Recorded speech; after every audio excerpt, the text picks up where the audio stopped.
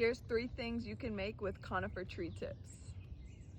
Conifer trees include trees like Douglas fir, which is what we'll be using, pine and spruce, and among many others. The early spring growth tips is what you want because they're the most tender and taste the best.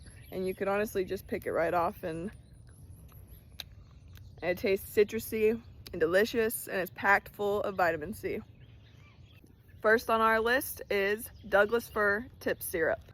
I'm going to just be plucking these guys off and collecting a giant basket full. Right now I'm filling up my giant jars of equal parts Douglas fir tips and organic brown sugar. Now we're going to leave this in the jar for about 30 days in the sunlight, and the sugar is going to pull out all the tips yummy goodness.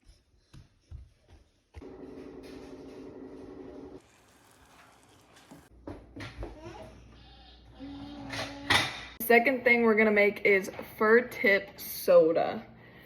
Now, I've never done this before. I've seen it mostly or always done with pine tips and spruce tips, and I have yet to see anyone do it with Douglas fir tips. So, we're gonna see how this goes. But basically, what we're doing is we're using the natural yeast, wild yeast that's all over the tips, and we're going to add sugar and water, and we're going to let it ferment and make its own carbonation from the fermentation, and it's supposedly supposed to taste like Sprite. So let's see how this goes. All right, so I did 2 tablespoons per cup of water, so this is 14 tablespoons, which comes out to almost a cup of organic cane sugar. I'm gonna pour that bad boy in. Oh Lord. Sick.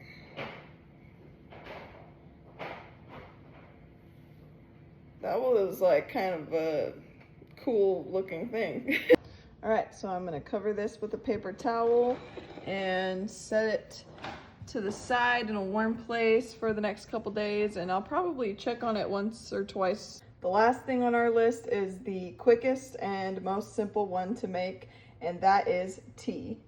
It's the quickest way to get a boost of the vitamin C and electrolytes that the Douglas fir tips have to offer, and it's just simply delicious. You can't go wrong with a good cup of tea.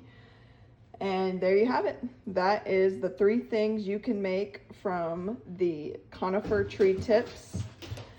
Come back for part 2 to see how our soda turned out.